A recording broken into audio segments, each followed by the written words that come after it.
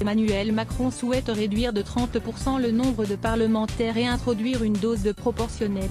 France Info a imaginé ce que donnerait l'hémicycle après l'adoption de ces deux mesures. Édouard Philippe a dévoilé, mercredi 4 avril, les grandes lignes de la révision constitutionnelle voulue par Emmanuel Macron. Parmi les pistes évoquées, deux concernent directement l'Assemblée nationale, une baisse de 30% du nombre de parlementaires et l'introduction d'une dose de proportionnelle aux élections législatives. Pour mieux visualiser l'effet de ces réformes, nous avons projeté dans un graphique les résultats du premier tour des élections législatives 2017 auxquelles nous avons appliqué la réforme. Tout d'abord, le nombre total de députés passerait de 577 à l'heure actuelle à 404. Ensuite, nous avons appliqué le principe de représentation proportionnelle pour 15% des sièges, soit 61 sièges sur 404. De nombreux arbitrages doivent encore être rendus par l'exécutif, comme le redécoupage de la carte électorale, et cette projection n'est donc valable qu'à titre indicatif.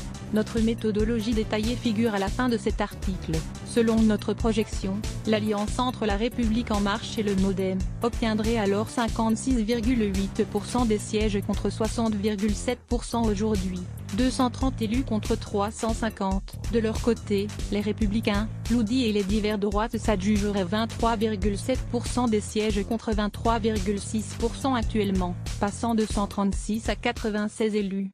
En revanche, le groupe composé par le Parti socialiste, les radicaux de gauche et les divers gauches passeraient à 8,1% des sièges, contre 7,8% à l'heure actuelle, mais il passerait de 45 à 33 sièges. De la même manière, le bloc composé par la France Insoumise et le PCF obtiendrait 6,2% des sièges contre 4,7%, mais passerait de 27 à 25 sièges. Enfin, le Front National passerait à 3,4% des sièges, au lieu de 1,4%, avec 14 élus, contre 8 à l'heure actuelle.